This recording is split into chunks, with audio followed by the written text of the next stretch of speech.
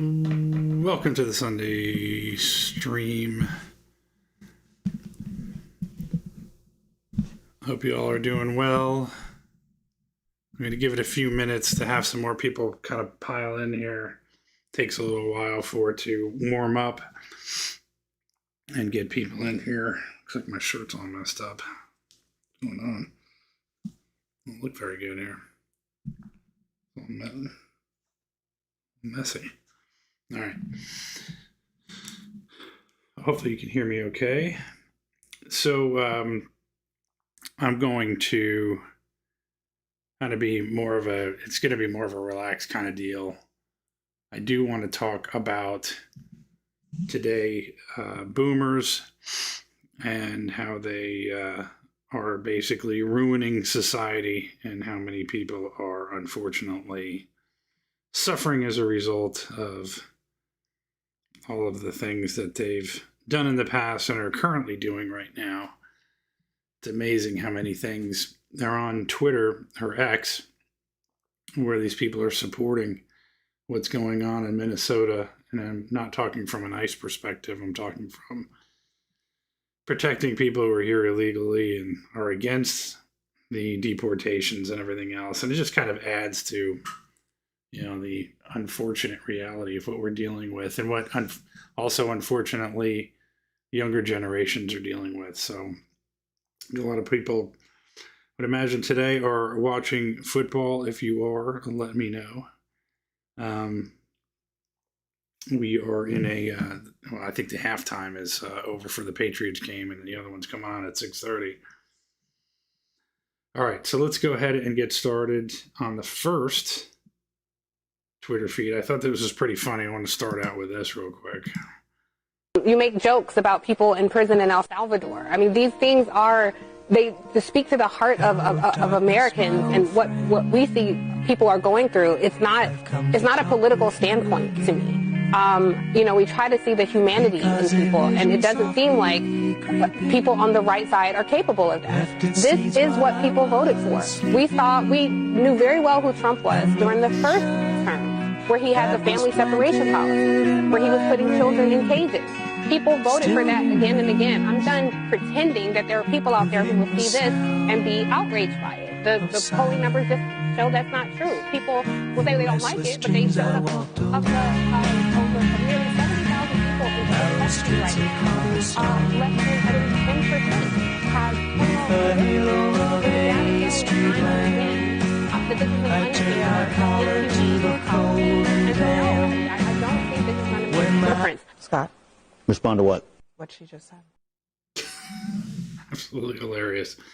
This guy is on CNN, one of the only guys that is somewhat on the conservative side, and having to sit there and be punished like that is, I got to hand it to him. And here's another funny meme. These memes are getting better and better, especially with AI. And I just wanted to play this real quick while people start coming in.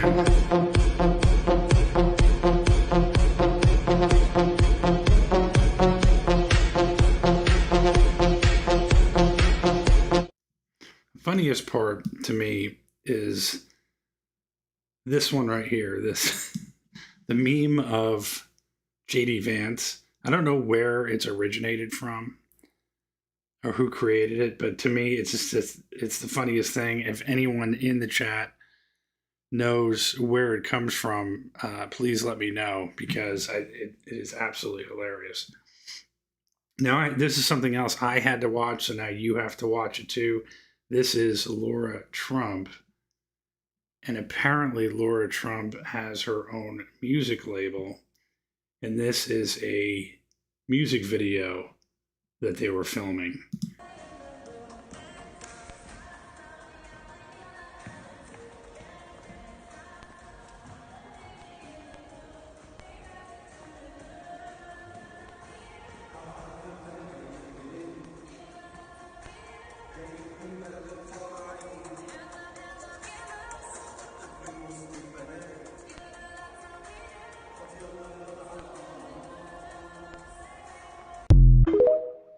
So, yeah, I don't know what you all think, but if I were Eric Trump, I would not be happy with this. It's hard enough to be taken seriously, and especially with the things that are going on in the country and what's going on with Trump and everything else. But to have something like this just really doesn't make a whole lot of sense to me. It seems very strange and odd. However, I don't know. Yeah, I just don't understand why she's even in that video. If it were me, I would say no. I wouldn't. I would say you can't do that, and find another hobby. But to me, it's embarrassing. It's cringe and shouldn't happen. All right, moving on. Boomers. Today we're going to watch a video about them and how, unfortunately, this generation has made it very difficult on the rest of us. So here is a video of somebody interviewing a baby boomer who is an anti-ICE protester, and see how she handles herself during the interview. Former President Obama, in his 8 years, deported over 3 million people. What are your thoughts on that? Well, I would have to see who it was he was deporting. 60% were people who had committed crimes, and the other 40% were people that had just simply come across the border. They hadn't... Illegally? Correct, yeah. Okay, and he sent them away after they applied for immunity, or... No, his administration was just... Do you see how there's a lack of just knowledge, there's a lack of understanding, there's no coming back with facts and saying, oh, well, was it because of after applying for immunity? Do you even know why they're here? Do you even realize that all of them were told to come here and lie about the fact that they're coming here for asylum? The actual reality is that they're being encouraged to come here by NGOs, and the NGOs are telling them to lie, or were telling them to lie about why they're coming here. They're economic migrants. They're not coming here for asylum. But somebody like this doesn't understand that. Deporting people off the streets. In fact, wow, sorry, it's loud here. In fact, local police would work with the administration. And on top of that, this administration currently, we don't even have official numbers from the White House, primarily because they haven't been deporting anywhere near the amount of illegal immigrants that the prior administrations were doing, even including Biden, many would argue. So here's somebody, this is all purely about politics. They're, of course, against the deportations because this affects the voters. It affects how many voters they end up getting. And so the more that they keep those, go against the deportations, the better and easier it is for them to keep them here and gain more votes on the blue side. After giving them like citations for speeding tickets and things like that, and would end up helping facilitate deporting them. Okay, well, I see a definite difference in what was going on in the Biden administration to what's happening with the Trump administration. This is Obama, but why do you think there was a difference? Because I don't think there was this craziness in the streets. So I don't think there was this craziness in the streets, and who's causing the craziness in the streets? It's the leftist protesters that are causing the craziness in the streets. They're going out there and they're causing problems. But she's clueless. She's just sitting there with a sign, completely clueless of what's going on, and makes statements like that, not having any idea what she's talking about. Thuggish behavior. But do you think that's because a lot of the cities are like sanctuary cities, so they're not like, so they're hiding the illegal aliens? Yes. No, I don't think that. And Trump's going into sanctuary cities and doing his thuggish behavior. Right, but sanctuary cities weren't as prevalent during the Obama era.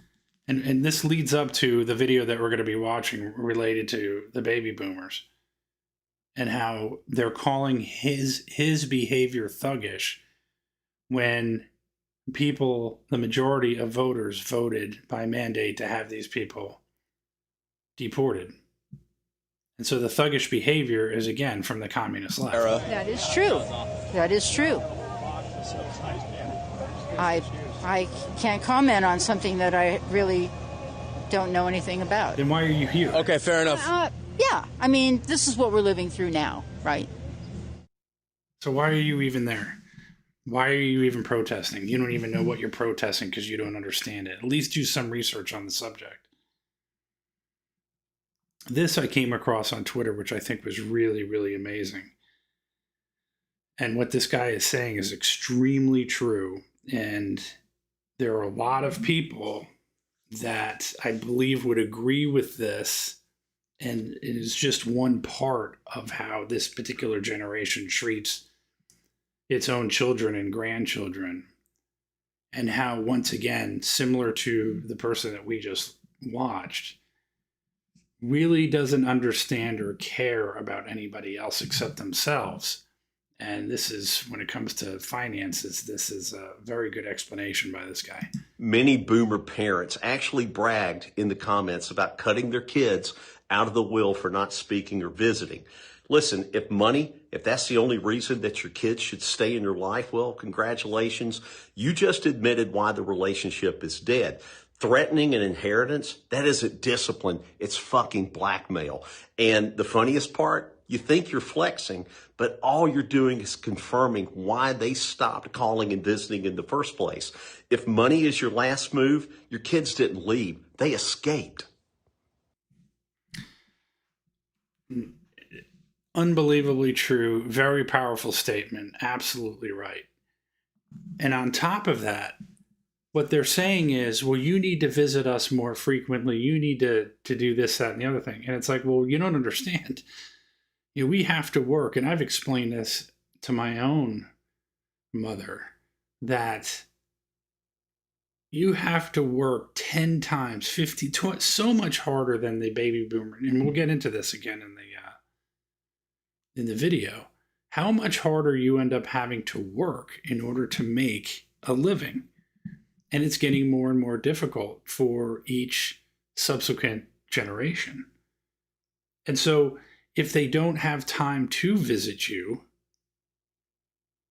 that's the reason why, is because they're constantly working. And if they have a family, they're having to spend time with their own family, raise their family, do all these things. And then the selfishness kicks in and says, well, you're not calling, you're not spending enough time, you're not doing this, you're not doing that. There's absolutely zero thought into, well, maybe we should help you out. Maybe we should come over and help you out. You know, if you're out working, we'll help you do certain things. We'll take care of things. There's no sympathy. There's no empathy. There's nothing from this generation. And you're seeing it in politics. You see it in really everything with this generation. And once you start to really understand it, and when we watch this video, it's going to become more clear of why we're in the situation that we're in right now. So let's go ahead and get started. I want to start watching this video, get everybody's comments on this. The baby boomers, whiny, narcissistic, self-indulgent people with a simple philosophy. Give me it, it's mine! Give me that, it's mine! The thing about the boomers is they've been alive for a very long time. Many of them have attained absolutely no wisdom. Imagine being a boomer that has it so good you think somebody's going to retire by saving $100 a month. Oh my God. Boomers be like, you have it so much easier in today's world, just work harder. Gen Z's rent prices versus average income. Baby boomers need to recognize that the America that we inherited is not the one that they grew up in. And that graph shows you everything that you need to know. Gen Z's purchasing power is now 86% lower than baby boomers at the same age. The boomers never wanted their children to have better lives than they did. The boomers were threatened by their children. The boomers viewed their children as obstacles to their own success. I have never seen the war that I am seeing between the boomer generation and the millennial generation. The amount of hatred between these two generations is unbelievable. So what's the core thing they're fighting about? Betrayal. The baby boomers have sort of done the millennials and the Gen Zs dirty. They've run up the debt. They haven't saved a ton of money. You hear Bernie Sanders constantly complaining. Are you better off today than somebody in your circumstance would have been 40 years ago? What do you think? What if I told you there's a new pandemic sweeping this world and this one's got a TikTok? I'm talking, of course, about the OK Boomer dancing Bernie girl from Twitter. Yeah, it used to be if I work more hours, I can buy a house. Now it's if I can work more jobs, I can afford rent. No one fixed the housing supply when they saw that it was a disaster in 2012. They allowed private equity to come in and start buying up houses. That could have been stopped. They could have done something about the Social Security disaster way earlier. They didn't. They saw that the birth rates were starting to go down. We saw that the college debt was continuing to increase and people weren't getting jobs at the value that they should have. Baby boomers bought up many of the big homes across the U.S. when they were raising their families. Now they're staying put, even though their kids are all grown up. Boomers did not really move out of the job markets in ways that allowed millennials to gain upward mobility in different types of corporate structures. These boomers, they have more money than they know what to do with because they're stupid.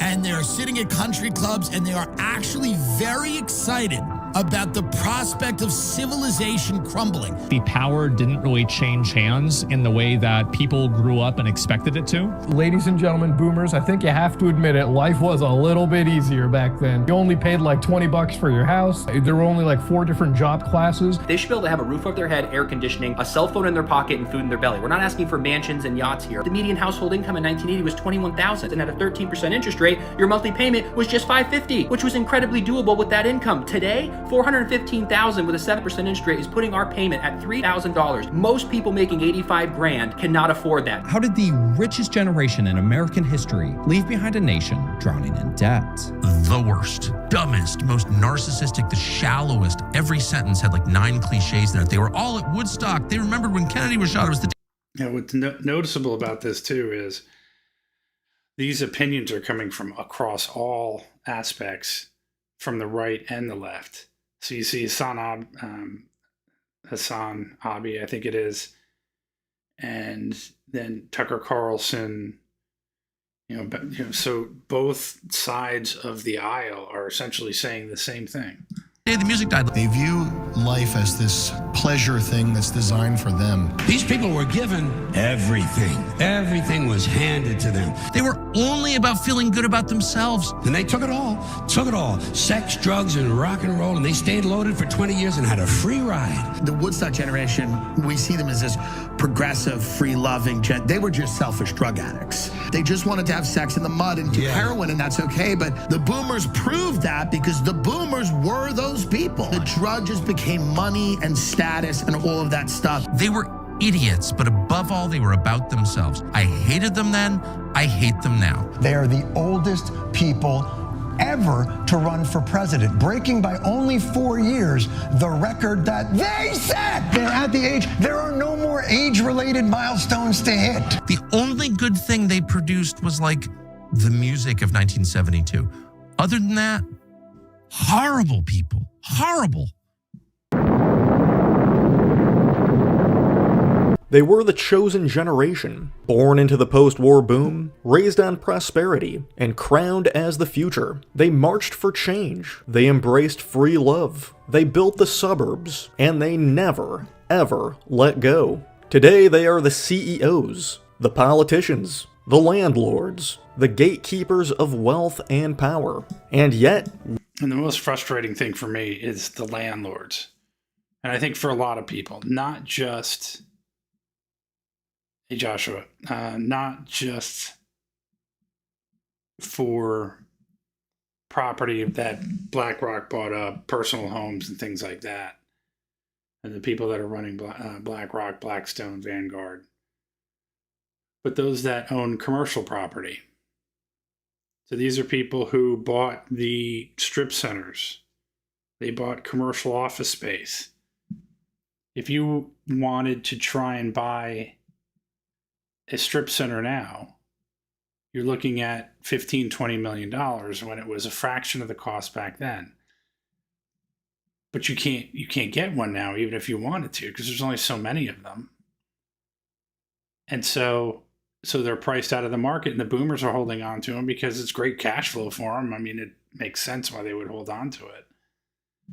But everything is hoarded. And if you wanted to buy it, you can't.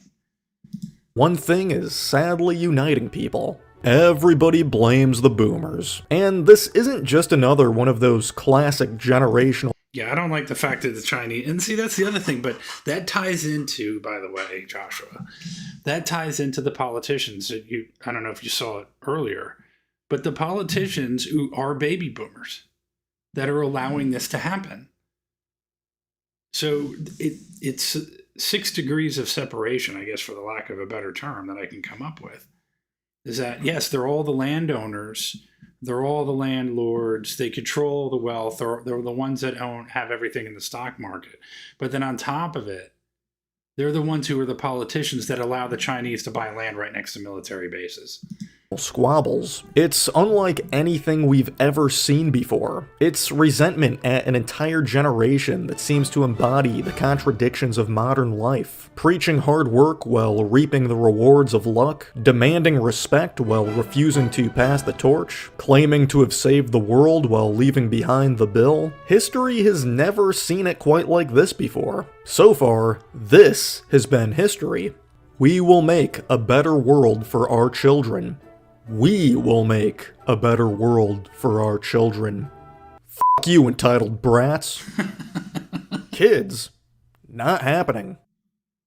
So why does the world look at boomers and see the villains of the story? Why did the generation that grew up singing about revolution become the symbol for universal disdain? Why are boomers viewed as such a giant diarrhea stain on the underwear of American history? Why does everybody blame the boomers? It's clear that baby boomers still hold the keys to the kingdom. They are the wealthiest generation in human history. They own— Look at that. Look at the difference there. I mean, even Gen X, which I am, it's not even close. It's not even close. And millennials. And then it's only going to get worse for Gen X or Gen Y and Alpha. Subsequent generations is going to be even worse. And their birth rates are lower. And the reason their birth rates are lower is because parents can't afford, or they can't afford to have kids because they just simply can't afford to live, period. So less and less are going to want to have kids because they don't feel that they can afford them. And then, of course, you have the boomer grandparents saying, well, why are you making us grandbabies? Well, it's because we can't fucking afford anything because of you. And then they get angry. Own more real estate than any generation before them or after them. They fill the highest seats of government, lead Fortune 500 companies, run universities, and sit on the boards that decide what gets built, what gets funded, and what gets shut down. In politics, culture, and economics, the shadow of the boomers is everywhere. Sometimes I ask people the question, if you could have been born in any year, what year would it be? Most of the time, nearly every answer people give is wanting to be born somewhere between the 1940s to 1950s. This, coincidentally, is when the boomers were born, between the years 1946 to 1964. Boomers— And by the way, that makes sense. And yes, the vaccines, they push the vaccines. Why don't you make sure that you get that vaccine? So, yeah, of course, how many young people died because of that. But these years that they're talking about is also prior to the Civil Rights Movement. Because the Civil Rights Movement and the Hart-Celler Act completely changed the demographics of the United States of America to what we're dealing with at this moment right now in Minnesota. Because of the Civil Rights Movement. So everything prior to that. So does that mean that everybody's a racist because they wanted to live between the 46 and 60 prior to the Civil Rights Movement? No, the country, it is not arguable, it is not in dispute, was a better country prior to that. And that's why everybody wants to live back then. And now the boomers are like, oh yeah, we've got it. We've got ours. And because we've got ours, then screw everybody else. rose during a time of unprecedented economic expansion. Wages climbed steadily, tuition was dirt cheap, housing costs were low, unions were beneficial, pensions existed, and the middle class was expanding. We have no pensions now. They had pensions. 401ks were on top of pensions to supplement the pensions. There are no pensions anymore. But back then there were pensions, but they don't have them anymore unless you work for the government in some cases. For the average boomer, adulthood began with opportunity as the baseline. They were born into this era where right after your high school graduation, you could walk into the career factory, give the manager a firm handshake with eye contact, and tell him you want a job. With that, you would be able to single-handedly support your stay-at-home wife and 2.5 kids. Hard work mattered, but it was amplified by a backdrop of prosperity that made upward mobility feel like gravity. Fast forward to today. This is not the workforce millennials and Gen Z entered into. They inherit a landscape defined by stagnant wages, unaffordable housing. So there's another really good chart. So baby boomers, average median household income, $23,000, $24,000. Median home price was $83,200. Fast forward to now, the wages have only increased $74,580, and the median home price is $468. So basically, once again, you have the baby boomers are saying, "Well, we got ours because we earned it." No, you didn't. You had it easy. You played on easy mode, and what you can't admit or won't admit is now everybody's on hard mode. But then you go and say, "Well, you need to work harder." Look, here's a chart right here you can't argue the chart. You got it handed to you. You didn't earn shit. And now it's the same old attitude from every single one of them. It's like, oh, well, you just need to work harder. No, you got it handed to you. And the slow motion collapse of job security. The idea of purchasing a home is now a punchline. The American dream that was once considered standard now reads like satire. And yet the generation who grew up in abundance is often the one telling the younger ones to just work harder, stop wasting money on coffee, or pull yourself up. And that also proves the intelligence of that generation. The intelligence of that generation, it had to be easy in order to make money, otherwise they couldn't. And so then fast forward to now, oh, just work harder, stop wasting money. Just the stupid arguments that come from this generation. And then what I just showed earlier of the woman that's out protesting against ICE. Just no idea why she's there. No clue at all. Can't hold a conversation when she's asked questions. And that's what we're dealing with. By your bootstraps. It's advice that would be valid if it weren't coming from the people who already climbed the ladder only to pull it up behind them. In the 2010s, these kind of complaints from younger people were not seen as credible, as they would come from the younger people who had a greater victim complex. These were people who went to college for non-lucrative majors with no career potential. These were people who wasted all their money on temporary experiences. These were people who blamed anyone besides themselves for what their lives were becoming. These were people who blamed the boomer.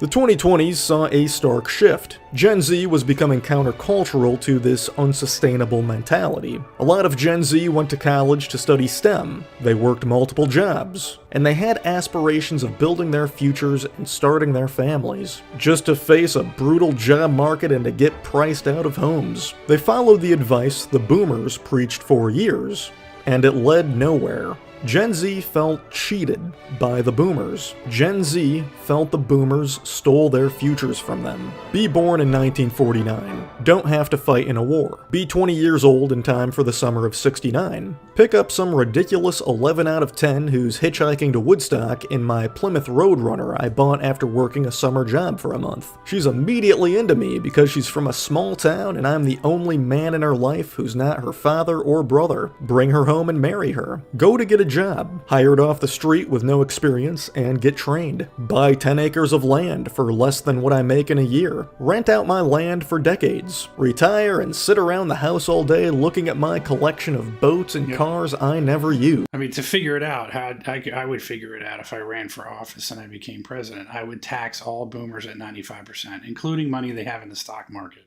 That's how I would figure it out.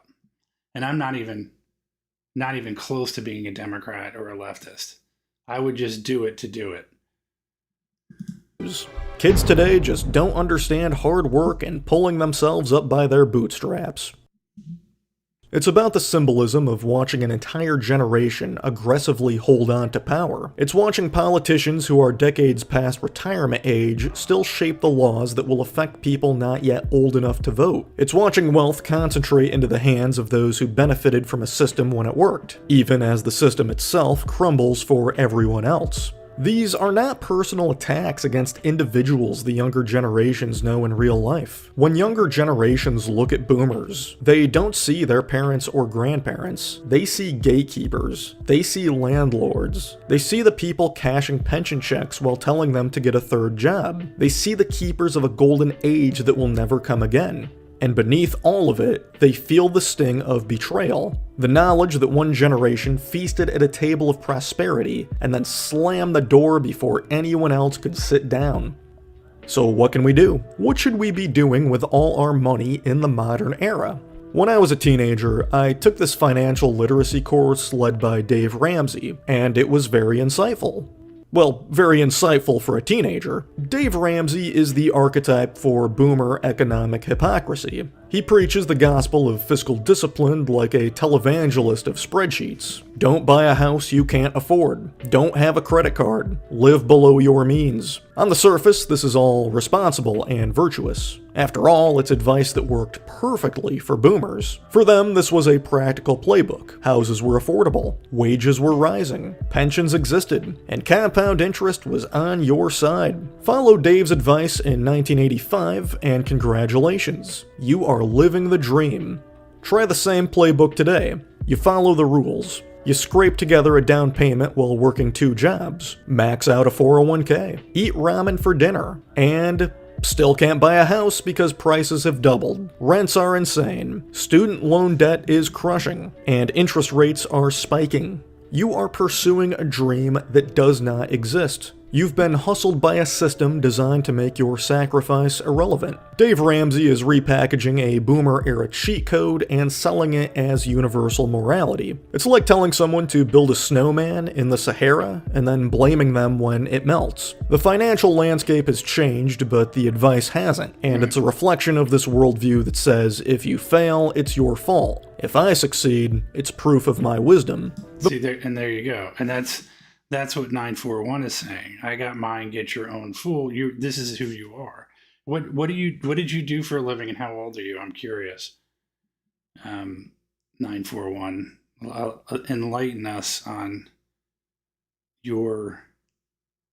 how it is that you got yours and how old you are. And it looks like you live in Sarasota based on your zip or your area code. Moralistic financial sermons that boomers love are just a way to justify the wealth they inherited or built in a system that is no longer accessible. Follow their rules, they say, and you'll succeed, ignoring the fact that this game now... Yeah, and I've heard this a million times too, Joshua, where they want to pay more in taxes. It's like, okay, then pay more in taxes. I mean, I know a boomer, he says, yeah, I just don't think we pay enough in taxes. I was like, well, then pay more. I mean, what a dumbass statement that is. But it's also a hollow bullshit statement by these types of people where they say, oh, I think we should pay more taxes, but they don't actually do it. When you call them out on it, like, why don't you pay more then? And they won't do it. They'll say that you should, but they won't do it. Has different rules. It seems boomers love morality disguised as practicality. Boomers love nostalgia masquerading as wisdom. Boomers love preaching the gospel of sacrifice while hoarding the rewards of a system they've rigged. Yep. Did something psychologically make them this way? The baby boomers... What made them that way is because they know they cheated. They know they got it the easy way, and they don't want to admit it. And then they know that it is difficult for everybody else, but they don't want to say, just like anything, just like when they all took the shot.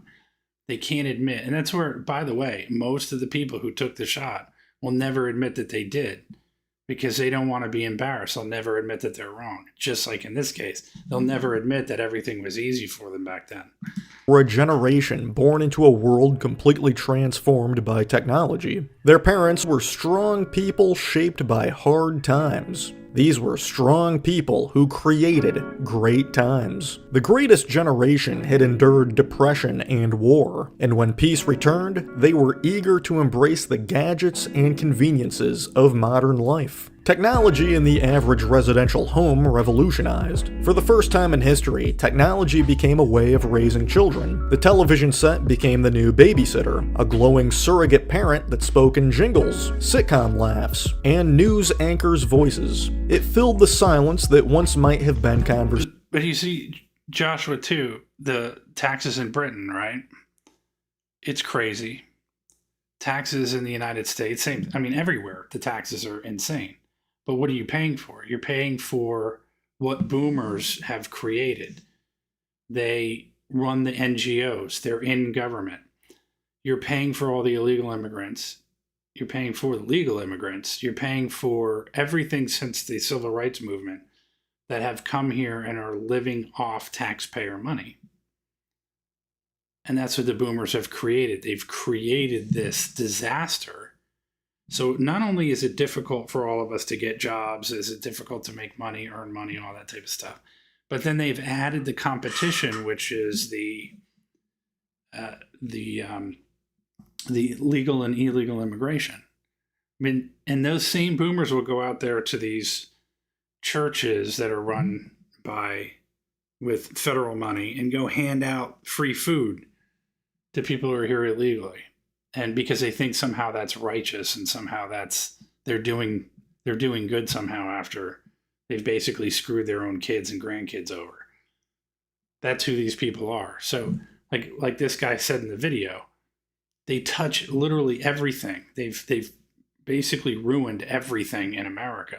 Same thing in Europe as well. But then on top of it, you're having to pay all of these taxes, and on top of not being able to get a decent job. So it's just a downward spiral. It can't be fixed. The automobile was a mobile cocoon where kids spent hours strapped into the back, isolated from the adults in front. Suburban appliances like washing machines, microwaves, and vacuum. I really do. I mean, that would be the best thing, but unfortunately, I think it's propped up, the stock market. I think the stock market is artificially being held up.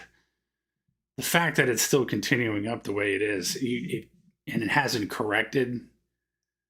I mean, we're way over a decade, obviously, since the last correction, and we haven't had any major correction yet. There's something not right going on with that. And again, you can't trust anything these guys do.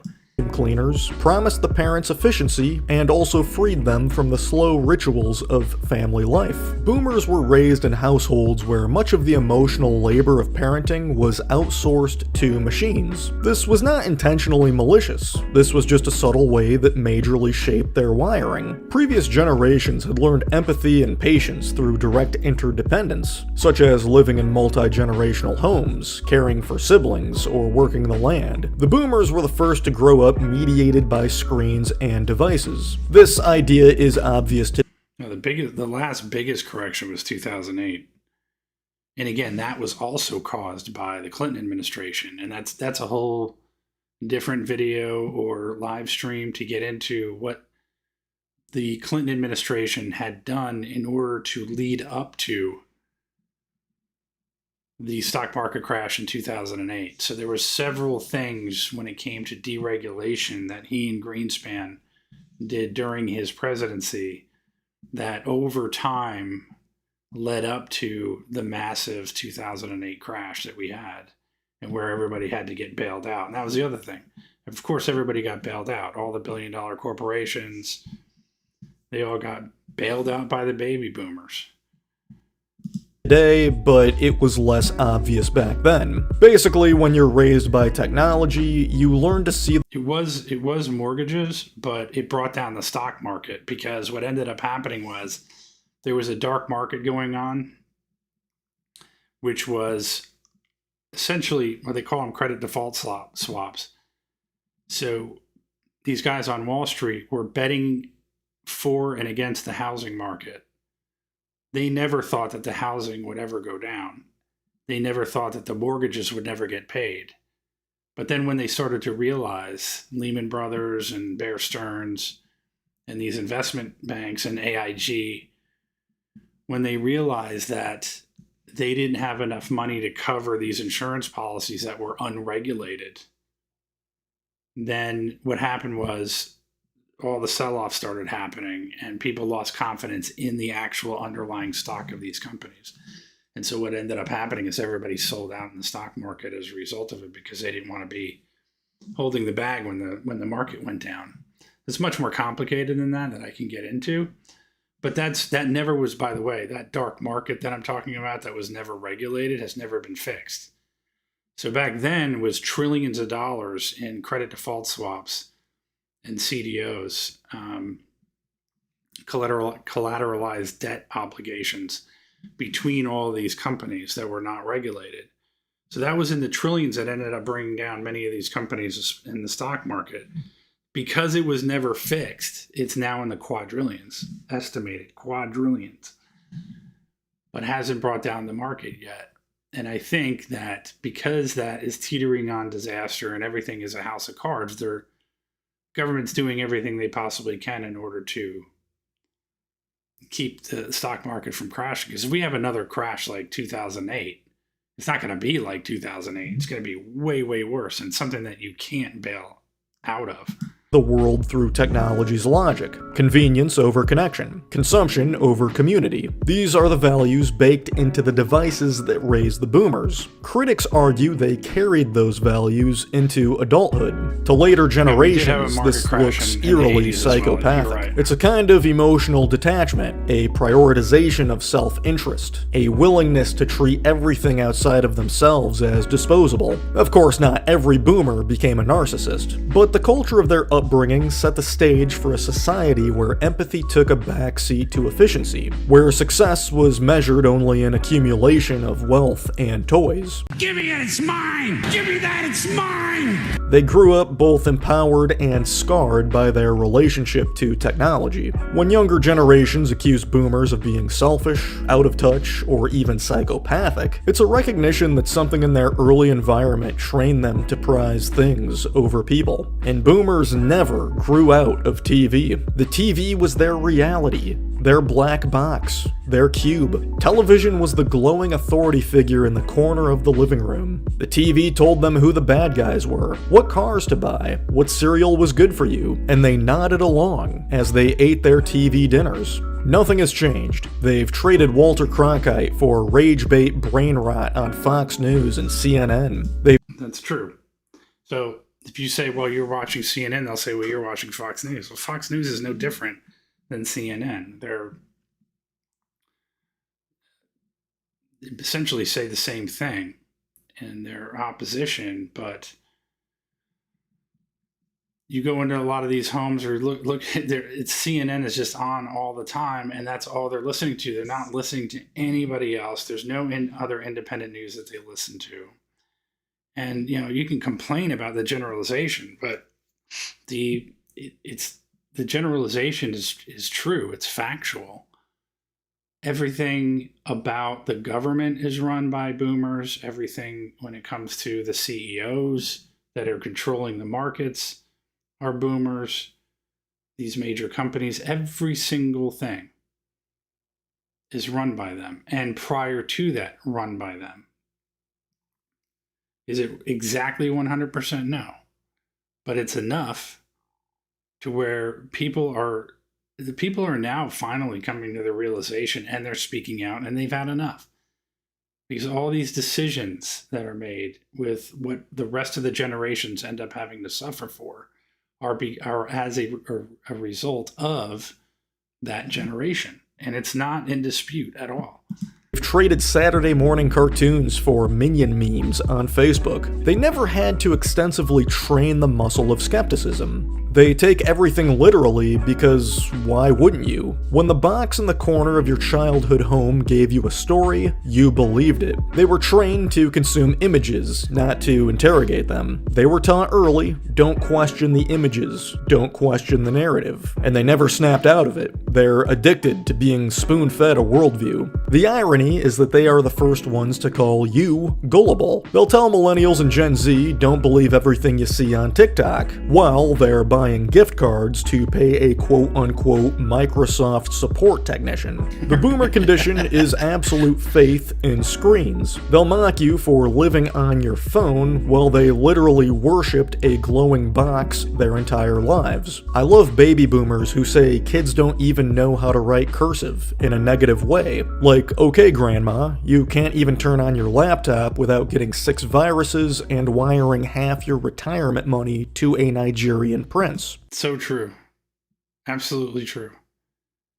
And other scams that are out there right now. And now with the AI, can you imagine how much worse it's going to be?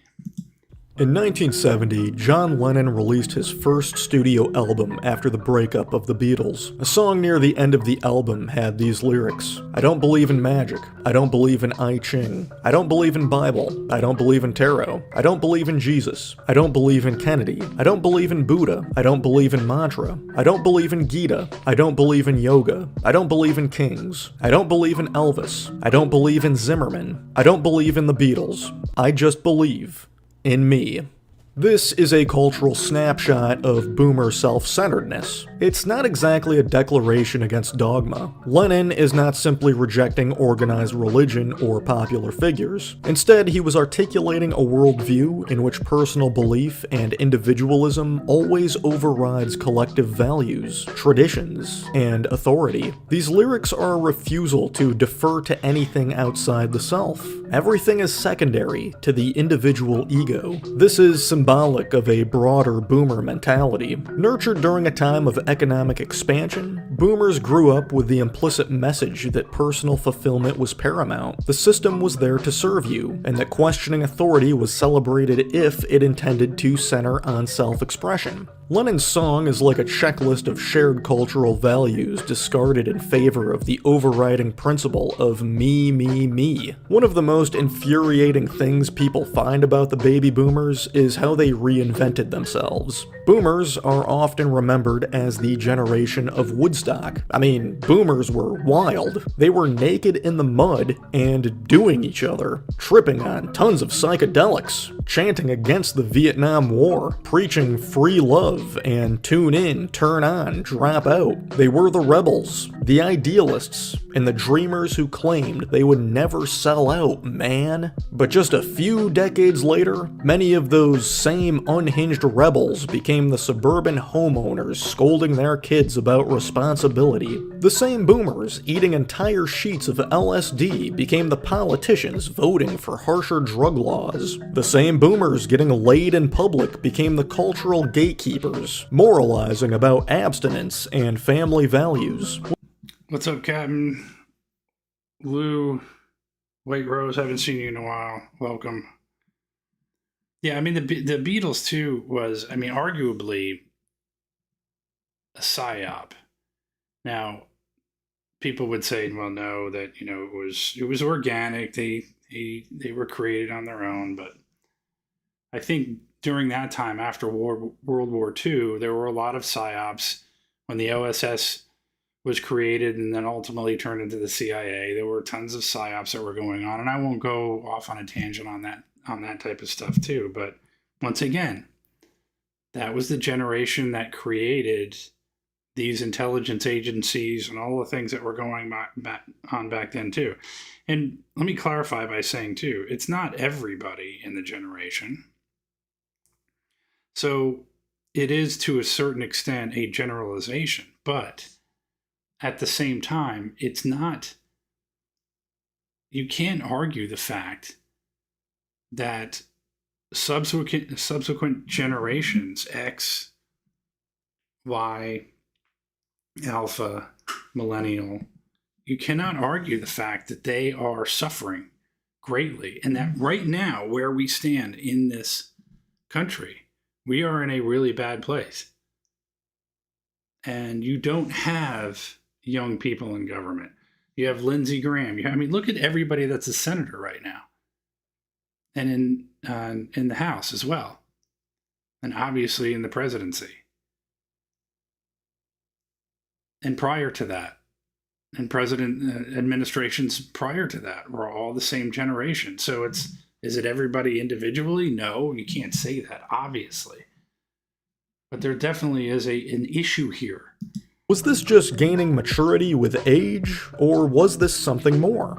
That shift from radical counterculture to strict authority is one of the loudest forms of hypocrisy we've ever seen. Younger generations look at boomers and see a group that indulged in every form of liberation, then slammed the brakes once they'd had their fun. Again, they dropped acid but then supported the war on drugs. They pushed sexual freedom but then wagged their fingers at promiscuity. They sang protest songs against the establishment, only to become the establishment. People resent the way that boomer idealism got discarded when it was no longer convenient. They see boomers as sellouts. Now, full disclaimer, this is not a political analysis. I do not care who you voted for, and I'm not asking who you voted for. I'm not claiming to align with any of these controversial arguments I'm going to present. I'm simply pointing out how each side of the American political spectrum views the dynamic of this boomer generation. On the political left, resentment toward boomers stems from the neoliberal turn of the late 20th century. The generation that once marched for civil rights and railed against the corporate state became, in many ways, the architects of free market globalization. Bill Clinton and countless other boomer leaders advanced policies of deregulation and privatization. Policies that critics argue widened economic inequality and eroded the social safety nets their own parents had relied on. Boomer.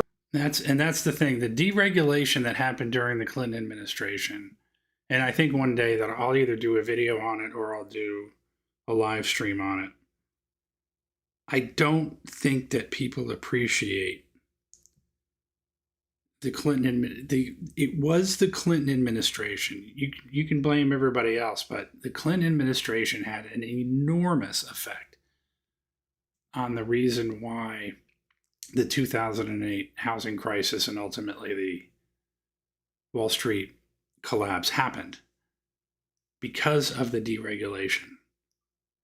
And he's an example of the leftists that they're talking about may not have been at Woodstock and all that type of stuff, but it's sort of that kind of mentality from somebody like him who created this. And you would think that there would be more regulation with somebody like Bill Clinton, but it was actually the opposite. Had benefited from cheap tuition and strong unions, and now they presided over an era where those very advantages were cut off for future generations. To younger progressives, this looks like betrayal. Boomers are basically living in a completely different country from you. Free healthcare paid by you, fat retirement account juiced up by the private equity that is parasiting off your labor, fat net worth due to insane housing costs paid by you, free money every month from Social Security paid for by you. It's understandable. How is none of that true? And that's what people are upset about now, the younger generations, is that you've got everything we're paying for. We're paying for Social Security. Keep saying we're probably not going to see Social Security. Housing prices are out of control. If I would not own a house, if I could, I would just go and rent, which is what the WEF wants you to do. Own nothing and be happy, ultimately. But the cost now of taxes, property taxes that you have to pay among all the other taxes you have to pay, and then you're paying all the taxes for, we don't get Medicare or Medicaid. Why not have Medicare for all? Why not have that? Trump just announced that there's going to be his new healthcare plan. I'm not holding my breath that thing's going to be any good.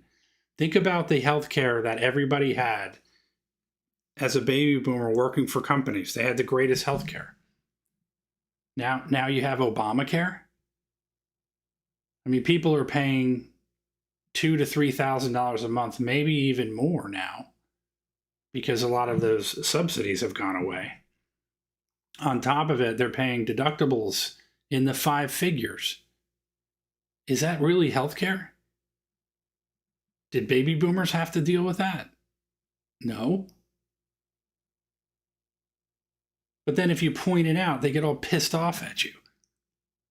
Like, shut up and deal with it. And that's the problem. No one's going to shut up and deal with it anymore. People have had enough. I've had it. I've certainly had enough. We're having to pay for everybody else, and they don't give a damn about any of the generations younger than them. They don't care about their own kids and their own grandkids.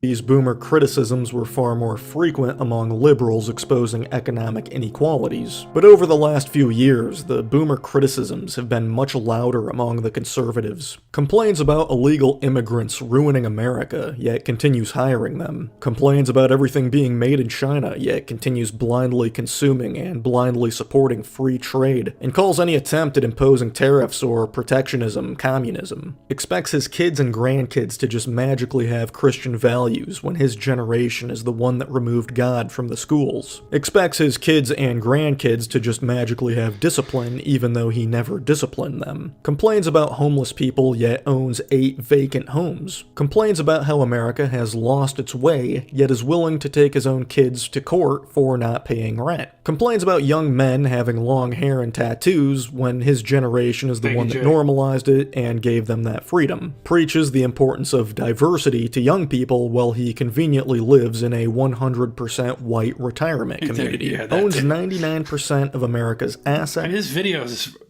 I'm waiting for him to drop something that I'm not going to agree with. But so far, every single thing he said is true. You could argue slightly that it's an overgeneralization, but not really. Not really. Property and wealth, and refuses to give anything up, yet expects young people to just obtain. Okay, I'll address this really quickly because we're gonna have dumbasses coming into the chat, but just saying things and then running off, I guess. The amount of money, and there's study after study, and I can name them, but there's study after study that the illegal immigrants pay way more or cost way more, significantly more than the taxes they pay. And by the way, not only do they come in illegally, and it gets tiresome having to explain this to people, and they don't want to hear it anyway because they really don't care because they're communists that want to destroy the country. But when you come in illegally, in order for you to be able to pay taxes, you can't pay taxes unless you steal somebody's identity. So not only do they come in illegally, strike number one, that they don't get held accountable for, which they are now, and I believe Trump should be doing way, way more than he is. But then they commit crimes and steal people's identities in order to pay those taxes. And then they get free health care that they don't pay for. Then everybody else has to pay higher health care costs. They also drive cars and get into an accident, and then they don't have insurance, so then everybody has to pay more in insurance. They also get stipends, endless amounts of stipends from states. I mean, New York was a perfect example. They're living in luxury hotels, getting paid $30,000 to $90,000 a year in food and clothing that the taxpayer ends up having to pay for. So it's not even close. Plus, their kids end up getting free school because by law, they have to go to school. We have to pay for their school. So, it's a joke. It really is a joke. And like I said, what this guy is saying in is wealth 100% from true. out of thin air. Expects the government to bail his ass out whenever he goes bankrupt because no one wants to buy his over. And then on top of it, you're right, Josh, they get paid under the table, or Captain, they get paid under the table. And then on top of that, they have babies, they have kids, those kids end up having kids. So it extrapolates indefinitely. The costs just continue on and on and on. And so it's the amount of the argument saying that they pay taxes is just ridiculous because they cost so much more that it's incalculable.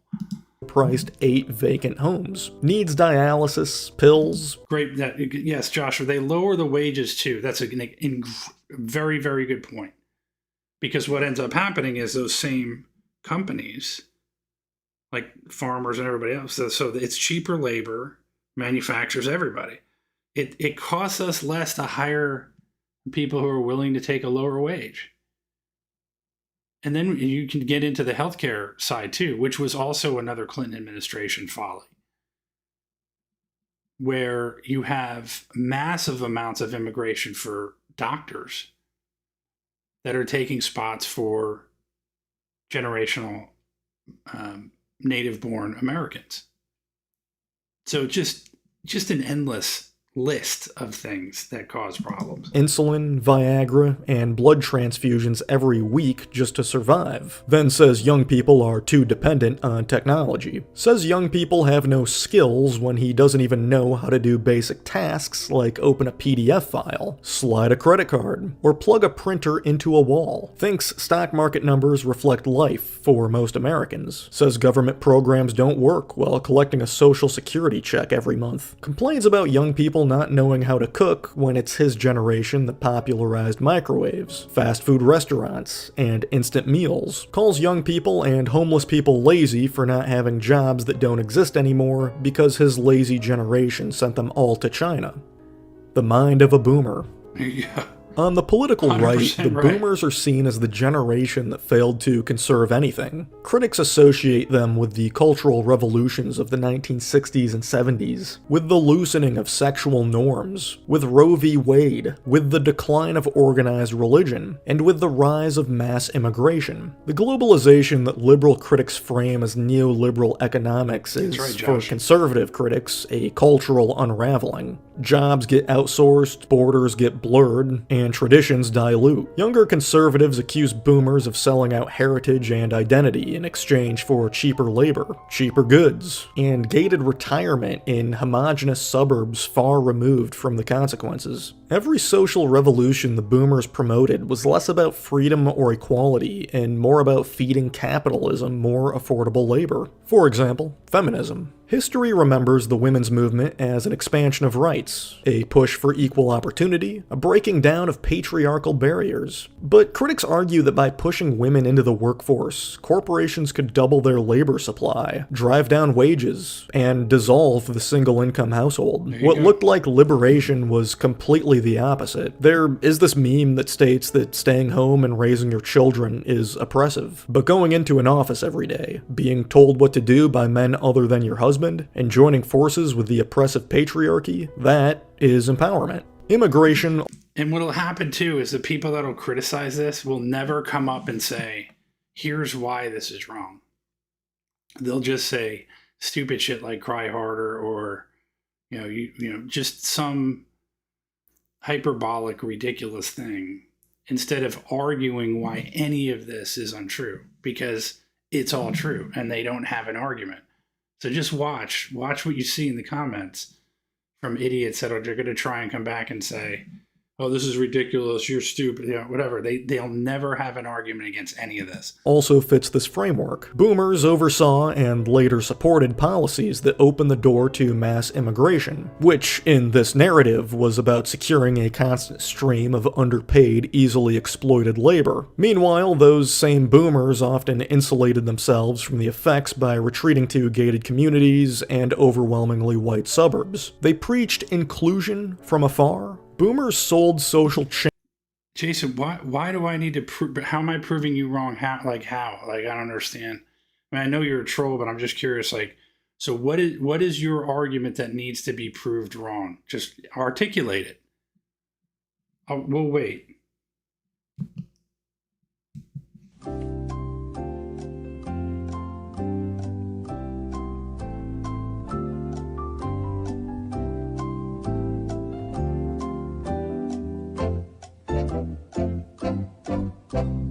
Let's see what we're waiting, Jason. Give us your argument. Because I'm hoping that somebody from the other side can actually come up with something.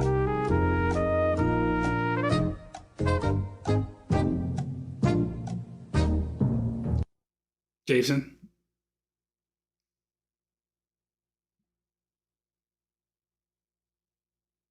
Should we do this one? Prove you wrong on what? I don't even know, like, what is your argument? You haven't made one.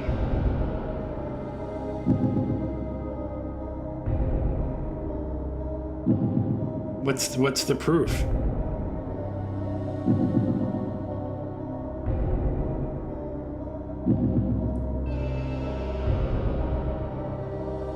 That's what I thought. It's always the same thing. Change as a moral victory, but the outcomes often aligned with economic utility. Once the structures of family, religion, and community were weakened, the market moved in to fill the void. Now, the irony is that both the left and the right are angry about different aspects of the same story. On the left, boomers are seen as hypocrites for abandoning their radical ideals once they achieved comfort. On the right, boomers are seen as hypocrites for claiming to defend tradition while pushing its erosion. In both cases, the accusation is the exact same. Boomers talked a big game, but left behind contradictions that later generations are forced to deal with. Boomers grew up in an era of abundance, experimented with freedom, then pivoted to telling everyone else what they could and could not do. It's a double standard that leaves younger generations with the impression that boomers got to have it both ways. They got to be the rebels and the rulers. They got to live in a world of wide open possibilities, then slam the door once they were safely inside. The boomers were the great experimenters. Every generation that followed experienced the side effects of that experiment. There was a psychological trickle-down effect. Generation X was born between 1965 to 1980. I have been trying to make sense of you Gen Xers for some time, and you guys are just absolutely confusing. But I'll try my best to stereotype you guys too. Gen X were the first victims of the boomers. Born in the shadow of divorce rates that skyrocketed during the 70s and 80s, Gen X was often described as the latchkey generation. They were children who came home from school to empty houses because both of their parents were working longer hours. That is true.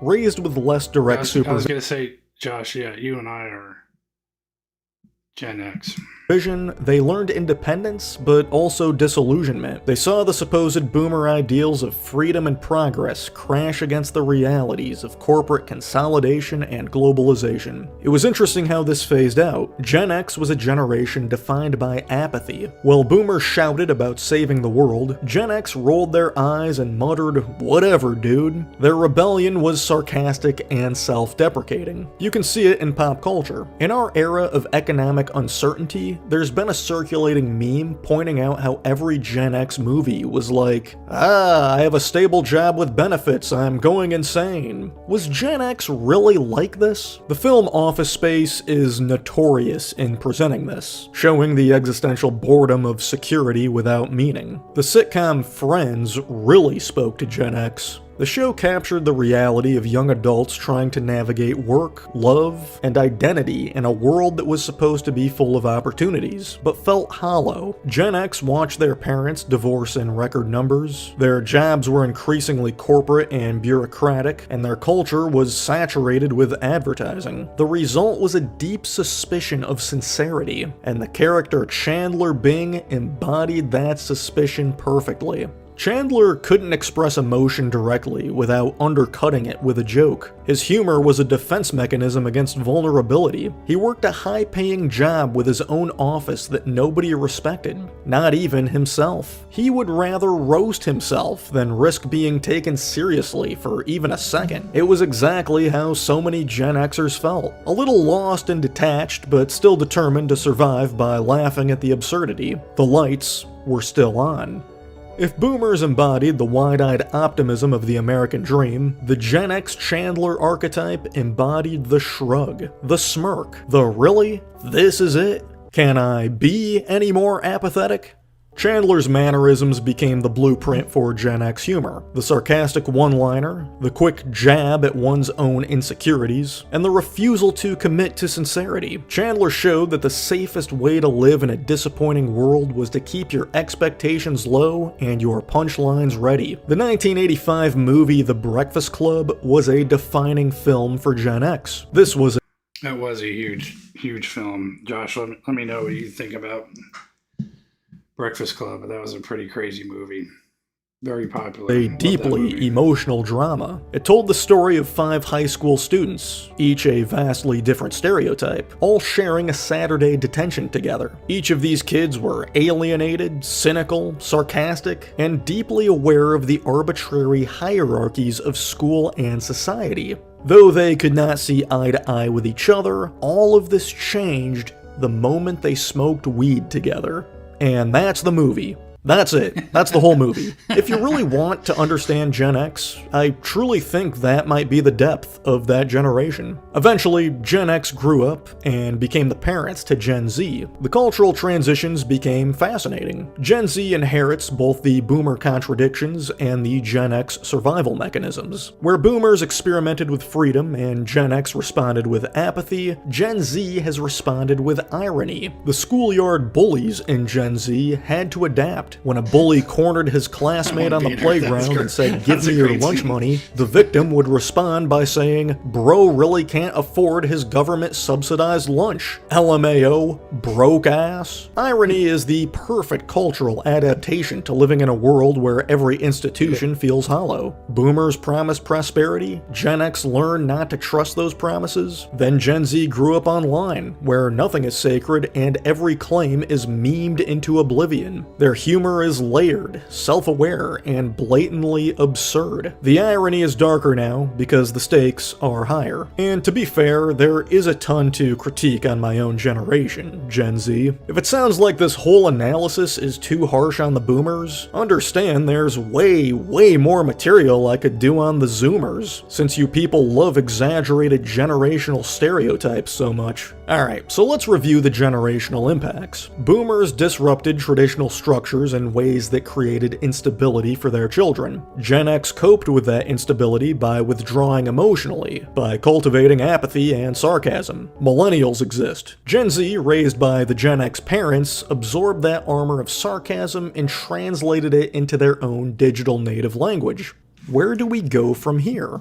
I think, it'll be interesting to see what he says about this, but I believe that Gen Z, that's where you're starting to see this cultural turn now, where they've had enough of all the bullshit from the boomers and millennials and everything else.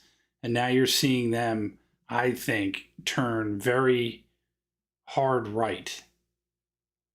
And that's really where we're going with that particular generation, where they're just throwing their hands in the air and saying, "No, we're not putting up with this shit."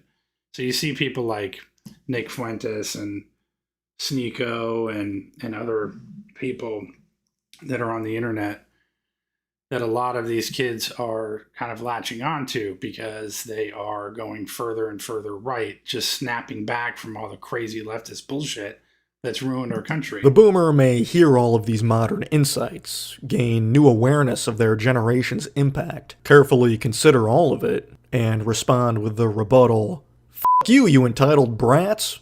Now look, after unpacking decades of cultural, economic, and political contradictions, it is easy to paint the baby boomers as a generation of hypocrisy and unearned advantage. But if we look closer, maybe there's a more nuanced story. Boomers do remain fascinating, instructive, and even inspiring. It's weird. In every job I've had, the boomers I've worked with have either been the laziest and most entitled, or they've been the most ambitious. And to be honest, the ambitious boomers I've worked with have inspired and motivated me in my career unlike any other coworkers. And I personally don't see this negative stereotype in my own family or my hometown, since the boomers I knew in my rural upbringing seem to generally be morally consistent in their actions and perspectives throughout their lives, preventing them from exuding the same level of blatant hypocrisy. Boomers were born into a world of possibility, and they seized it. They were the first generation to grow up with television, cars, suburban homes, and mass consumer culture. They experimented with freedom, creativity, and rebellion in ways no previous generation could. They built industries, pioneered technologies, and reshaped culture on a scale that is hard for younger generations to fully grasp. In the world's post-war aftermath, boomers became the architects of much of the modern world, for better or for worse. They still teach us lessons. They demonstrate resilience in the face of rapid societal change, creativity in forging new cultural norms, and a history of willingness to challenge authority and question inherited systems. Their contradictions can be instructive. Seeing the gap between their ideals and their outcomes offers a warning about the fragility of moral consistency. They show us that it's possible to dream big, even if reality forces compromises along the way. Criticism of boomers may additionally carry a psychological undertone as well. Watching a generation that once symbolized youthful rebellion now dominate the machine as elders reminds us of our own mortality. They embody the fear of being left behind in a fast-moving world. Seeing these obviously mortal beings in charge is unsettling. Mocking or railing against them can be a way of distancing from that fear, of asserting we are still young and invincible. If we strip away all the okay boomer jokes, what remains is a chance to learn. Boomers can teach us the importance of persistence and taking risks. They show us what it means to hold power and influence, and what happens when power is hoarded. They remind us that history is lived by real people whose choices echo across generations. The most fascinating part of the movie Idiocracy is the fact that despite the citizens being incapable to advance, Another great movie, by the way. Let me know, everybody, what you think. the technological and institutional structures still keep everything running. Machines move, food is produced, electricity flows. It strangely parallels the real world. The baby boomers built many of the systems, the infrastructures, and the institutions that keep modern society moving. Even as younger generations wrestle with economic and cultural instability, much of what functions reliably was constructed and maintained by boomers. They created a scaffolding that allows society to keep running, even as people within it struggle to sustain it. As we critique the boomer legacy, there's the opportunity to observe it and extract wisdom from it. Criticism can coexist with respect, and frustration can coexist with insight. Boomers are just another generation, complex and flawed, whose story still shapes every one of us. They taught us that life is messy. We will be inheriting the world that boomers built, and we have a responsibility to advance it. As Gen Z embraces these hard times, it has become overwhelmingly clear what our mission is. We will make a better world for our children. I hope that's true. And I think this is a very, very good video, and I think it was very well done. It was harshly critical, and it should be, because we are living, and I say it is not really arguable. We are living in a very difficult time in the world right now, where there's war going on, there's people dying overseas. We could have nuclear war with Russia. We had massive illegal immigration. We've had insane costs in healthcare, insane costs in taxes, just so too many things, too numerous to mention. And then to top it all off, before we go for the night, is this is for our neighbors who are locked inside. Together we will abolish crime. So to add insult to injury, they're out, thanks to producer Bethany on this one. They're out there chanting against ICE. Meanwhile, the ICE agents are trying to do their job. They're trying to do the best that they can in order to do what the government and the voters of the United States have asked them to do, and that is to kindly remove the illegal immigrants that are here illegally. And then on top of it, they get abused, both verbally and physically, by leftist communists. And then you have people like this who are boomers who, instead of saying, you know what do you think, what might be best for our kids and our grandkids? Maybe not to have added competition, especially from those that are here who snuck across the border. No. What do? They go out there and then they protest against ICE. And then when you ask them a question and they can't answer it, they get pissed off. So there you have it. Hour and 20 minutes. Josh, thank you. Captain USA, thank you for coming back. Simple Things, thank you. And to all of the Joshua, let's see what else. I think I already said that. And to the trolls, thanks for showing up. I appreciate it on a Sunday. I hope you guys have a good week. I will be streaming next week, Tuesday, Wednesday, Thursday, probably Friday at 2 p.m. I'm not going to stream tomorrow, but every other day during the week, 2 p.m. So if you're here right now listening, we didn't have as many people today. I think a lot of people are watching football, and of course, being a Sunday, are getting ready for the week. Be sure to subscribe. So if you like the content, you want to be part of the content, you agree with what we're talking about, you want to be part of our group, part of our crew, our core of people, make sure that you subscribe. That way you are notified when I go live and also when I post new content, shorts, and long form video as well. And you can be part of the chat and part of the group and part of our team. So once again, thanks everybody. I appreciate it. Have a great week next week. We'll see you Tuesday at 2 p.m. Eastern time. Have a great night. Have a great rest of your weekend.